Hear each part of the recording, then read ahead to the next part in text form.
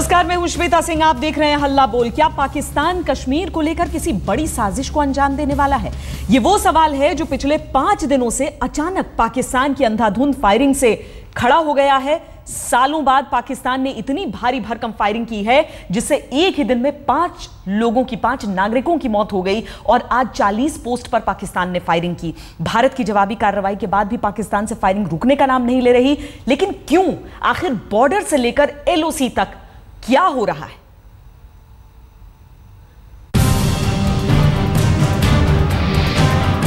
ये मोर्टार, ये जख्म,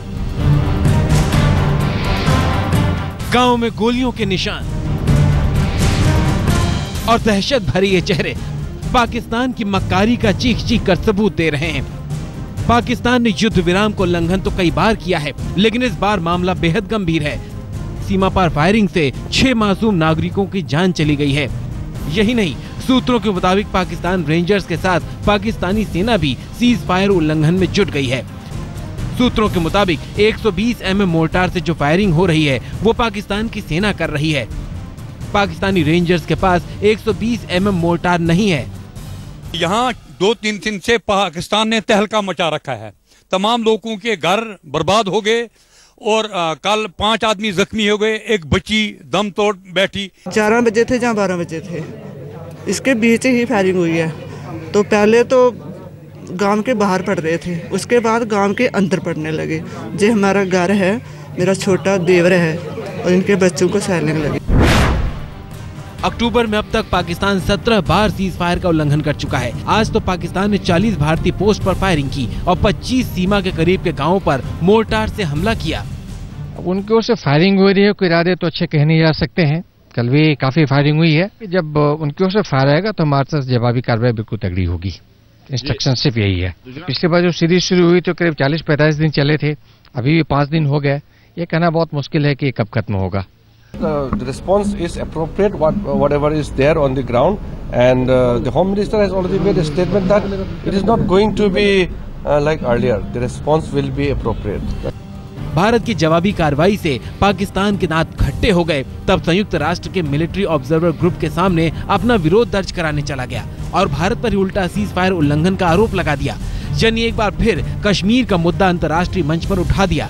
ऐसे में सवाल उठता है कि क्या पाकिस्तान भारत को भड़काने की सोची समझी रणनीति बनाकर काम कर रहा है? याद कीजिए, नवाज शरीफ ने संयुक्त राष्ट्र की महासभा में क्या कहा था।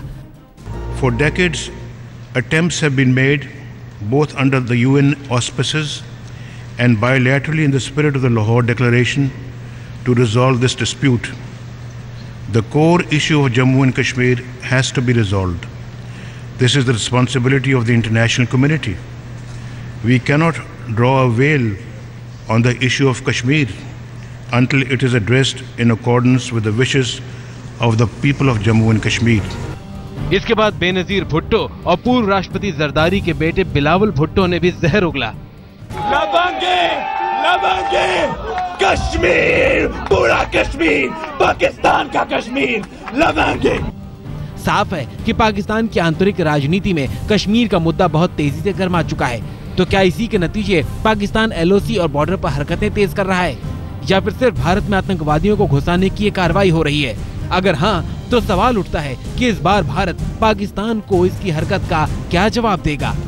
आज तक ब्यूरो। यह सवाल बड़ा है, लेकिन उस सवाल के जवाब ढूंढना उतना ही मुश्किल काम, उतना ही पेचीदा, क्योंकि दोनों देशों की तरफ से बस एक दूसरे की तरफ उंगलियां उठा दी जाती हैं। तारिक पीरजादा, वरिष्ठ राजनीतिक विश्लेषक, इस्लामाबाद से हमारे साथ जुड़ रहे हैं। साथ ही जय नारायण व्यास, जो कि बीजेपी नेता हैं, वो हमारे साथ जुड़ रहे हैं और मेजर जनरल जीडी बख्शी भी हमारे साथ जुड़ गए हैं। पीरजादा साहब, पहले आपसे ही मैं पूछ लेती हूं, क्योंकि पाकिस्तान ने अपनी तरफ से उन मोगिब को जाकर कंप्लेन कर दी है कि क्यों भारत इस तरीके से, हिंदुस्तान इस तरह के कदम उठा रहा है। लेकिन जिस तरह की कार्रवाई हुई है वो सबने देखी है कि पाकिस्तान की तरफ से गोलियां इस तरीके से बरसी थी कि आम नागरिकों की, सिविलियंस की जान चली गई उसमें, और वो भी बकरीद के दिन। आप बिल्कुल ठीक कह रही हैं और यही पाकिस्तान का कहना है। अभी कुछ देर पहले, अभी प्रोग्राम में आने से पहले मैंने टीवी पर देखा कि पाकिस्तान के जो मुशीर ख़ारजा हैं, जो कि डिफेक्टो या अमलन वज़ीर ख़ारजा हैं, सरताज अजीज़ साहब, उन्होंने कहा कि भारत मुसलसल 7 दिन से गोलाबारी कर रहा है, फायरिंग कर रहा है और 31 वाक़यात हो चुके हैं जब से ये साल शुरू हुआ है।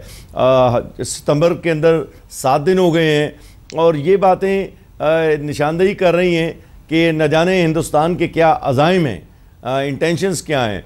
ज़्यादातर ख्याल ये किया जा रहा है और मैं भी इस ख्याल से मुत्तफ़िक हूँ कि मेरा ख्याल ये है कि मोदी साहब पर दबाव बहुत ज़्यादा बढ़ा हुआ है, क्योंकि अगर आप देखें कि इलेक्शन से एक दिन पहले जो उन्होंने बयान दिया था चीन और पाकिस्तान के मुतालिक, वो तो बड़ा मुसालिहत मसले किस हिसाब से बढ़ा है का पैगाम नरेंद्र मोदी पर? जी आपके मैं आ रहा हूँ उस तरफ, मैं आ रहा हूँ उस तरफ। देखिए, जो एक दिन पहले इलेक्शन के नतीजा निकलने से एक दिन पहले हिंदुस्तान में मोदी साहब ने बड़ा ही शानदार बयान दिया था कि हम 2 मुल्कों से ताल्लुकात ठीक करेंगे, एक चीन और दूसरा पाकिस्तान, और पाकिस्तान के साथ कश्मीर का मसला हल करेंगे। उसके बाद राजनाथ और दूसरे लोगों के, सुषमा स्वराज के भी बयान आए, लेकिन अचानक 1-1.5 महीना जब गुजरा तो उसके बाद से ये बात आनी शुरू हुई कि अब पाकिस्तान को सबक सिखाने का वक्त आ गया है। तो ये ज़ुबान मीडिया पर भी इस्तेमाल हुई, जिसका मैं भी गवाह हूँ, और उसके बाद अखबारात में, और वो हुए। फिर अब जब पाकिस्तान ने ये मसला नवाज शरीफ ने उसमें अक़वाम मुत्तहिदा में UN में उठाया है, उस वक्त से बहुत ज़्यादा रद्द अमल हिंदुस्तान की तरफ से आया है और हमने देखा कि जो LOC पर बहुत ज़्यादा फायरिंग है वो उसका नतीजा है, बज़ाहिर उसी का नतीजा नज़र आती है। तो मेरा कहना ये है कि ये वक्त आ गया है कि इसमें एक अच्छा पहलू ये है, ये मैं बात कहना चाहता हूँ कि मसला कश्मीर सामने आ गया है, और जो दुख का पहलू है वो ये है कि इंसानी जानें ज़ाया हो रही हैं। बिल्कुल तो बिल्कुल। मैं चाहता हूँ कश्मीर को एक मसला बनाकर दुनिया के सामने पेश करना हिंदुस्तान की मजबूरी नहीं है, पाकिस्तान की है। हिंदुस्तान कहता है ये द्विपक्षीय मसला है, ये बायलैटरल मसला है। UN की तरफ अगर कोई अब जा रहा है, उन मोगिब को अगर किसी ने कंप्लेन की है तो पाकिस्तान ने की है। जनरल बख्शी, जिस तरह से हम एस्केलेशन देख रहे हैं, न सिर्फ लाइन ऑफ कंट्रोल जहां पर अमूमन इस तरह की फायरिंग देखी जाती थी, बल्कि इंटरनेशनल बॉर्डर, और आज के जमाने में हम किसी तरीके से चूक भी नहीं मान सकते हैं। आपको मालूम है कि गांव कहां कहां पर बसे हैं, उन गांवों को निशाना बनाकर इस तरह की फायरिंग, इस तरह की शेलिंग की जा रही है। देखिए, ये तो खास साफ कहना पड़ेगा कि ये ईद के दिन ये फायर किया गया पहले, और हमारे जो गांव हैं, जो आबादी के रिहायशी इलाके हैं, उनके ऊपर फायर किया गया है, जानबूझ के टारगेट किया गया है ताकि सिविलियन नुकसान हो, सिविलियन जाने जाएं। यही तो हैरत की बात है कि अगर हमारे BSF के पोस्ट टारगेट होते या हमारे सेना के पोस्ट, फौज के पोस्ट टारगेट होते तो चलिए ठीक है, फिर भी ये अमूमन घटना है सीज फायर लाइन पे, हाँ इंटरनेशनल बॉर्डर पे कम होती है।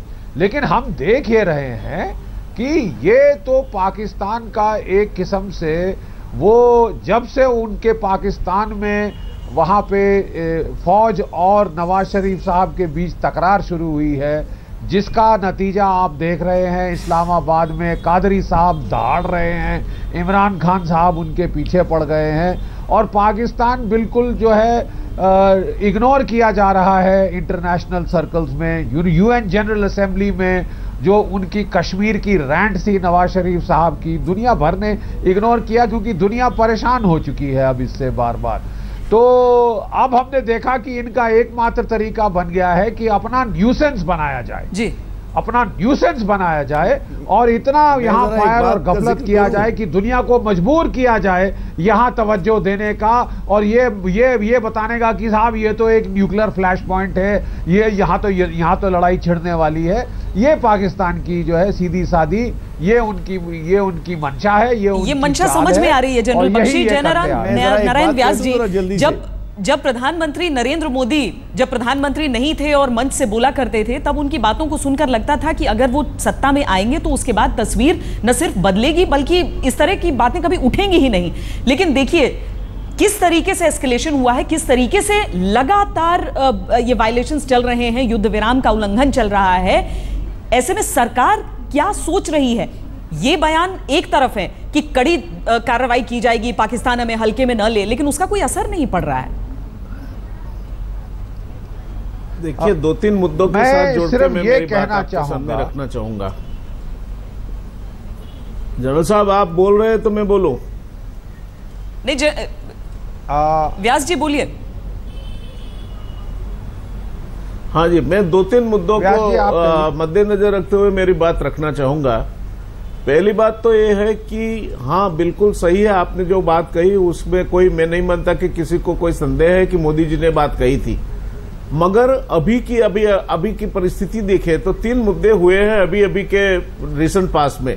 एक तो पाकिस्तान की अंदरूनी हालत जिस तरह से बिगड़ी हुई है, वहां कौन राज करता है आज किसी को मालूम नहीं है। दूसरा, जिस तरह से इंटरनेशनल डिप्लोमेसी में मोदी साहब अमेरिका गए और जिस तरह की फतह उनको मिली है, उससे भी पाकिस्तान एक तरह से हैरान है। और तीसरा, वो जो बाढ़ वगैरह की आपत्तियां आई, उसमें भी भारतीय फौज ने जो काम कश्मीर में किया, उससे भी पाकिस्तान को कोई ज्यादा खुशी मिलने वाली बात नहीं है। जनरल व्यास जी, ये परेशानियों का जिक्र आपने किया है कि क्या क्या दिक्कतें हैं और किस लिहाज से हमें कदम के बारे में सोचना होगा।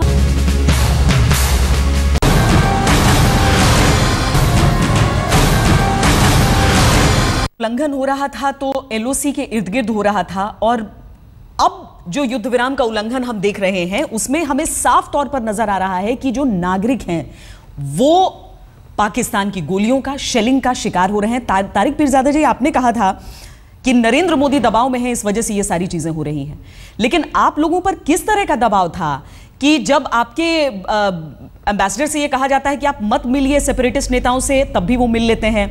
नवाज शरीफ जब यूएन जाते हैं तो वहां पर बाकी चीजें छोड़कर कश्मीर का मुद्दा उठाते हैं, जबकि नरेंद्र मोदी जब वहां पर पहुंचे तो उन्होंने कहा कि पहले हमें बाढ़ पीड़ितों के बारे में सोचना चाहिए, बाढ़ के राहत के बारे में सोचना चाहिए। देखिए, ऐसा है कि पाकिस्तान पर बेशुमार इतराफ से दबाव है। अफगानिस्तान का मसला है, वहाँ बॉर्डर पे दहशतगर्दी के ख़िलाफ़ पाकिस्तानी फ़ौज जंग लड़ रही है, शुमाली वज़ीरिस्तान में और जगहों पे झगड़े हैं, कराची में झगड़े हैं, इसके अलावा सियासी मसले हैं इमरान और कादरी के। फ़ौज पाकिस्तान बहुत सी मशरक़ी महाज पर भी आपके साथ लाइन ऑफ कंट्रोल पर भी खड़ी हैं, तो हमें को मज़ीद झगड़ा बढ़ाने में हमें नुकसान है। लिहाजा ये बात समझ लेनी चाहिए कि वो लोग जो कांग्रेस और इंतहा पसंद भारतीय जनता पार्टी के इंतहा पसंद सब नहीं हैं, इंतहा पसंद लोग जो हैं उनका तो दिल खुश होता है कि जब लाइन ऑफ कंट्रोल पे खून गिरता है, भारतीय फ़ौज गोलियां चलाती है। और देखिए, कल ही अमेरिका ने ये बयान दिया है, हालांकि मोदी साहब अभी अमेरिका से आ रहे हैं, कि कश्मीर के मसले पर अमेरिका की वही पोजीशन है जो पहले थी, यानी वो इसे मुतनाज़ा समझते हैं। और जैन साकी ने ये कहा, ये गौर करने की बात है कि कश्मीर के मुतालिक मुज़ाकरात फ़ौरन शुरू किए जाएँ और सेक्रेटेरियल सतह के ताल्लुकात जो बहस है और जो मुज़ाकरात हैं वो भी फ़ौरन उनकी इब्तदा की जाए। तो लिहाजा मैं ये कहूँगा कि अब जबकि गड़बड़ हो रही है तो उसका एक अच्छा नतीजा ये निकल सकता है कि हम समझें कि कश्मीर के मसले की अहमियत क्या है और उस पर बातचीत शुरू कर दें। रेंजर्स की तरफ से बक़रीद के दिन, ईद के दिन हमेशा मिठाइयां मैं उसका जवाब दे रहा हूं, बात ना बीएसएफ को उनकी तरफ से पहल नहीं हुई, हिंदुस्तान ने उसकी जाहिर है अपनी तरफ से वापस नहीं बांटी, तो तलखी ला कौन रहा है रिश्तों में।